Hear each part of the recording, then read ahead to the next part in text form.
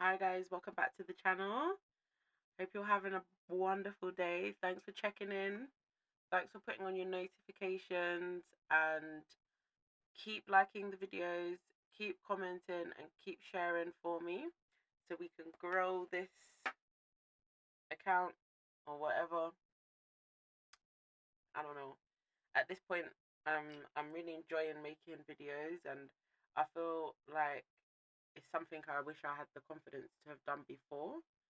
Um And that's what today's video is about, really. I just want to express myself a bit more emotionally. Like, I guess a bit more of me is necessary so that, like, you kind of get my personality and the way that I sort of think about things. Because obviously, I've been through some very, very challenging situations. And one thing I think most people will notice is I don't always show that much emotion. And some people can misconstrue that or can become very curious because they want to know what you're feeling. They want to know how certain situations made you feel. That also helps other people to learn and grow and to, you know, become closer to you and themselves, I guess. So if I am sharing my emotions today, it is not just for me, it's so that anyone watching can connect more with what they're feeling in certain situations. And if I've learned anything through therapy, um, it is that it's like I was watching a brilliant video yesterday, and a therapist was talking about sitting in the moment, acknowledging how you feel and how you felt through certain things, and understanding and growing from that. So I don't have any particular situation that I want to talk about, but what was on my mind this morning when I was reflecting was like the amount of times I felt let down and the fact that I found it so difficult to connect to the women in my life. And I don't know if that's my expectations. Like, I don't know if growing up I had. Oh my god, I don't know if you can hear that noise. I've literally got my back massager going. Let me show you. I forgot it was on and then I've just started my video, but it's so soothing. I think I've mentioned in previous videos that I have, like, sometimes I get a bit of an achy back after the injuries I've had. Um, After the injuries I sustained, my back has not really ever been normal, but I crack on with it. I'm not really one to complain. But hold on, I think I just accidentally plugged it out. Yeah, so that's it really. I wanted to explain like how many times I felt like I've missed out on protection from people and feel like something's been wrong and something's not made sense. And I thought about times when if a person, a vulnerable person, a young person came to me and told me some of the things that I have told people and shared with people, I think my reactions would have been very different. So I mean, the two people that stick out to me obviously naturally is P, but I think a lot about C's mum as well. If you look back, you'll know who these people are. I don't really want to use their thing as a storyline for me or anything. I just my hands a bit dry. I've just got in, so I'm like fresh out the streets. Just washed my hands, haven't lotioned. I will be doing that after this. So I think about those two because they were some of the more prominent adults in my life and people I've actually lived with who I think I expected like the questions and more curiosity about what I was going through. But one thing that a lot of people always said to me, friends who were obviously children at the time, but you know, sometimes as kids you talk about emotional things. Like my friends would always say, "You're so strong." One friend, which is Kay, who I haven't opened up about yet, just yet. She spoke a lot to me during secondary school and was trying to understand a lot more about who I was. But again, I wasn't as honest as I should have been because I still wasn't ready to talk about things. But she would always comment on how she was impressed with how I coped with things and how I got through things, and she was so surprised that I managed and I hardly ever had like emotional breakdowns. And I don't know if it's conditioning, I don't know if it's the amount of times that I've felt let down that eventually I just decided, you know what, feeling let down is it's a subjective thing. It's how you feel. It's not necessarily that the other person feels like they're deliberately letting you down, but maybe your expectations are too high. And now I'm like, well, hold on. Why have I over the years lowered my expectations of people, especially those who I feel are responsible to look after me? And quite frankly, I can't pinpoint throughout my life people who I can say, no, this person took responsibility for me wholly and sincerely. I always was made to feel like I was a problem for somebody or somebody's chore, and that an adult making an adult making you feel like that as a child can have like those long reaching effects where you don't turn to help eventually, and then your other mind tells you, well, I guess you learnt the right lesson because that strengthened you enough to be able to look after yourself and to get through situations without breaking down. I wouldn't teach my daughter that. I wouldn't teach her, you know what, you're not going to grow up to have anybody, so when you need help, you should manage situations alone. I would never treat her like that. So obviously, I've come to learn that and come to really, if I could write a list of all the people I think have let me down, which I will do. As I said, I mentioned two. There are many. I definitely don't look at them as the same uh, thought anymore. Like I used to feel sorry for people. I used to feel sorry for adults. I used to hear their backstories. Or you never had a close relationship with this person. You were abused, and I thought, oh well, that gives you the right to not care about me. And now, this is also a message to anyone listening who feels like, well, I didn't have this and I didn't have that at that age, so why should I be supporting somebody? You can't do that to somebody.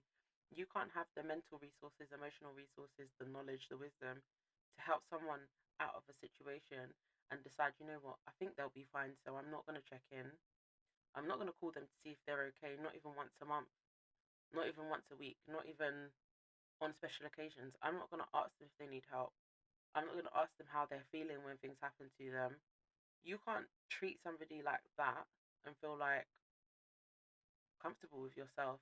And I do hope those two that I mentioned are watching, and I hope that they're one day will be prepared to face me with those answers. Like, how could you have somebody who's a young adult, vulnerable person, and never even ask them, can I help you with something? Are you okay? And how can you make that person feel so uncomfortable to open up to people that, it's well into their 30s that they're reflecting on thought, I've never actually asked anybody for real help. And yeah, I'm stuck with those thoughts because they're things I can't change. They're people I cannot approach today. I can't confront them, and I'm not very confrontational. But instead of those people being accountable, they will choose to like say horrible stuff about me or deflect by being abusive. And they know that they're wrong. I'm pretty sure they do. And I just want closure for that. So I'm putting that out there because I have a strong feeling that, they're viewing this, and in some ways that closure is going to help me to move on because again, like as I said, this is an emotional video, but trusting people is difficult for me. Making friends, as you can imagine, like keeping sustaining long-term relationships and friendships with people is very difficult for me because I genuinely get scared. I get scared that people are gonna do things that I don't understand. Like it's all well and good falling out with people and sitting down, hashing things out, talking things through and making up. But when people literally fall out of you and literally leave you without answers and it happens to you multiple times, it can leave that emotional scar, I think you could call it. And I have mentioned before that I do think it's part of that culture from that area, and I think because, as I said, they're all within like a 5 mile radius where they've all spent most of their lives. I think it could be that, and I don't want to blame people for situations that they can't mentally get themselves out of. They're in a culture where women don't help each other, or they help each other through shady comments. You know how people are. They think, what if I clock it and get you all the way together and read you up and down, then you're gonna be better off for it. And I just experienced so much of that that it's like there are so many people who are not like that in the world that it doesn't make sense, and it's something that needs to be brought into the forefront. It needs to be spoken about, like that culture. I'm not gonna call it black women's culture because it isn't just black women that are dismissive, that are um unhelpful with their tactics towards emotional topics. It isn't. It's people who are from a particular culture and a particular mindset. And yeah, so I think a lot of people would like to say, oh, it's because of the fact that they're Jamaican or they're this and that, and it's not, because I've met a lot of women who could have done a lot better with the way they treated people. And yeah, I'm calling it out because, funnily enough, growing up, when I started to get closer to my dad in my teens, I'd heard a lot of bad things about him. Bad in the sense of like disrespectful. Like people were very disrespectful about him, very quick to want to make people ridicule him with their words, like saying, "Oh, have you seen him looking so pathetic and looking so?" I heard things that were like, if people were saying that about me, I would be in floods of tears. Like I've heard some pretty mean stuff about him, and after I spent a bit of time just getting to know him and listening to him, I thought, oh my god, these people are actually lying, or they don't know him. They never actually sat down and had a meaningful conversation with him. Because if you did, and you listen to what he was trying to explain, you wouldn't talk like that about him. You'd be respectful, and that's it. Witnessing that level of disrespect and um, you know, that level of ridicule is something that I just think, ew, absolutely unnecessary and totally backwards in its logic. Like it's like with my daughter, untraining myself to not be toxic towards her. Imagine there's two ways you could do something. Okay, you've been in trouble for something. Let's say you've done something naughty, you forgot to pick up your clothes. Now, I could choose to call you all sorts of names and tell you that you're so wrong for doing this, or I could pick them up, or and say, if you do need help with your laundry, you know, I'll be there. Okay, so that's two mind frames, right? And that's just an example from something that I've seen. Yeah, but it's the lack of discussions after that. Like, okay, yes, I've helped you with things. Yes, I've come and tried to fix a problem you may be having, or you haven't quite caught up with yourself and your chores. But after that, we do need to sit down and arrange how we're gonna make sure this doesn't happen again. Because I shouldn't have to do things that you've been set to do, and you should be grateful if I am helping you. And in this situation, we've got to grow, so we're gonna reflect on things. And I don't know if this is just because this after the 2000s and 2010s psychology boom and wokeness and everything, and everyone's more conscious of how they are behaving. I don't know if it's that. I don't know if it's an age thing, a generation thing, but I've just been so unimpressed with the people I've come across, and emotionally speaking, as we're talking about my emotions, it's made me very resentful to people who I want to understand more. I want to hear what you have to say, but quite frankly, it's not giving what it's supposed to give even to this day, because you still have every opportunity to come forward and sit down in this woke era and be like, okay, well, this happened to you, but how about we view it from this perspective, view it from my perspective? How about we reason on this level? Why are these conversations still not happening? Why are these people still so um caught up in their ways that they cannot help and build like the that movement forward in people's emotions and ways of thinking. So I've had to isolate in that sense. I've had to isolate my daughter because, well, primarily with P, um, it feels dangerous being around her. I don't, as I said, we haven't established whether we're related or not. same with my brothers. But for it to result in violence when I'm talking to you, I've obviously had to isolate my daughter from that because I don't want her to grow up like that. With C's mum, as I said, the other primary adult that I grew up knowing, as I said previously, she's always worked with children. She lost complete interest. She hasn't seen her granddaughter properly since she was 7 years old, and she didn't pick up the phone one time for over 7 years. I had to contact them. And the first thing she said to me?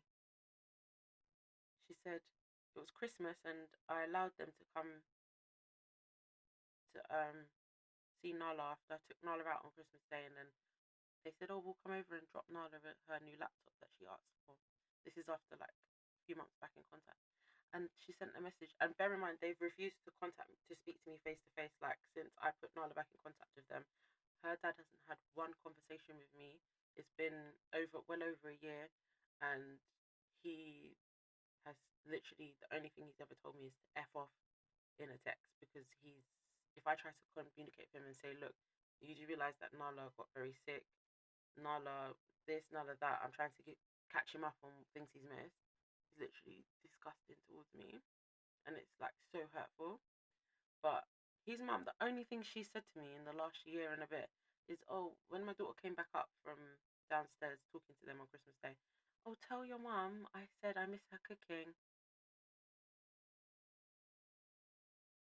Like, pardon me? Like, absolutely narcissistic behavior, I think you could classify as, or even taunting somebody. I didn't know if it was genuine. I didn't know if it was like, well, I haven't seen you for 7 years now. I have no idea what to say to you. And I don't know if she was trying to put me down, or I don't know, you know, like, what does that even mean? Because, yes, when I stayed in her place, as I said, I didn't ask her for any money. I didn't ask her for food. The only thing I tried to do, because I noticed that when she was going out to work and she was coming back, she didn't cook. So I tried to cook meals for them. And I was just learning to cook at that time. I'd only been cooking for about a year.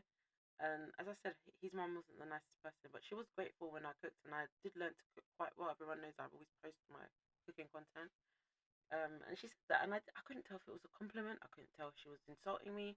And there was a lot of that getting to know her as a teenager. I met her at like 17, and she was always like that, just throwing shady comments. And my daughter was like so shocked, because that's the only thing you say to my mum. Like, you're not going to say anything else. You're not going to say, look, I'm sorry, we haven't been in contact. Absolutely nothing. And it's those types of interactions that, as I said, I've come on here to express myself. I've come on here to talk a little bit more about the daily stuff that went on, and rather than just generally speaking, as I said, I've got loads of content I want to create and post more about the psychological abuse that I went through with them, because I think most of them are scared to assault me unless they think they're not going to get caught.